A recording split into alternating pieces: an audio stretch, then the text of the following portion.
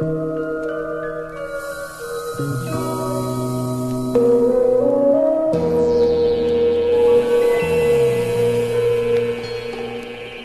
the past few years, it's been kind of an issue on multiple university campuses. Brock has had an issue with it every single year, including, I think it was last year, the grand prize of their school, like funded, like student union led Halloween party. The winner of the prize was for men in blackface. It was brought to our attention from students at the Waterloo campus because this office is really new. So this is actually a campaign that started last year. And they had raised some concerns about things that they'd seen their peers do and arguments that they had to get in over it, and had asked if they could participate in a campaign in the community. People generally think it's pretty great. This last year we added one new picture to the series, and it was a trans woman that goes to school, and the picture that she had held up was of like a Caitlyn Jenner costume. So we were also talking about trans misogyny, and that went over really well with like a lot of people. Online, the campaign really takes another turn because at a certain point it gets shared all over the United States and all over all sorts of pages, really conservative pages, and we're like inundated with hate mail, intense hate mail. That's crazy. And intense hateful comments on the page, like 1,000 a day. I really like this store, Plato's Closet. It's like a secondhand store, and I was there the other day and I was like flipping through the shirts.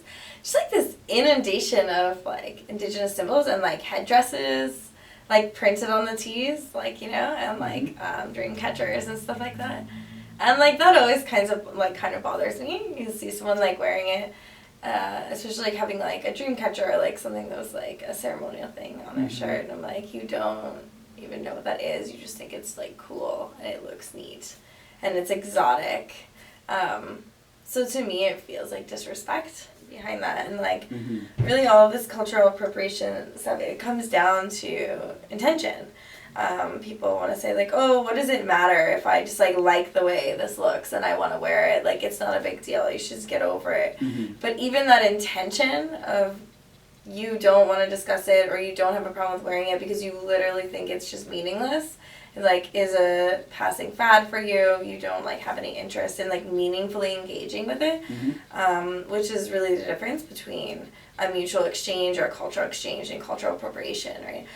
It's just like picking and choosing from a culture that like you're part of the dominant culture. That's a culture that like you have like traditionally had a relationship of like oppression, especially in case of like Indigenous people here still existing on stolen land, and taking out things that you like and just using them as props and decorations and things like that. There's like another side of it where people can like meaningfully engage in learning about things and understanding things, and you know, perhaps like wear certain symbols around things that they actually have taken the time to understand. But the intention of treating something as just a decoration or something meaningless is offensive. There are some people who engage with different cultures in a meaningful way. I'll give you an example.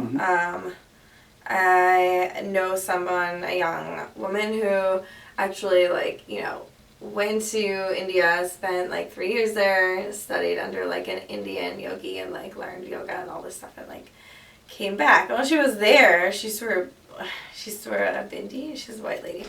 And she still sometimes wears it here.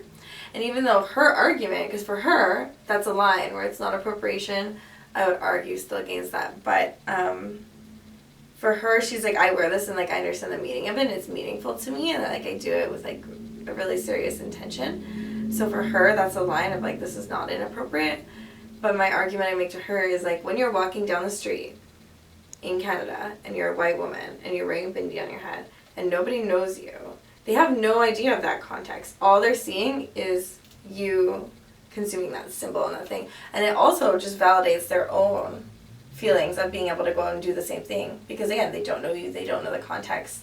So in doing that, you're contributing to this like public allowance of cultural appropriation and taking. And so, again, you might draw a line over something where you're like, this is really meaningful to me, but we also have to just think about the like public appearance, what that looks like, and the effects it might have, like in wider society, and maybe just like making more respectful choices. Like if it's not incredibly important to you, like as a person, to wear that, maybe don't.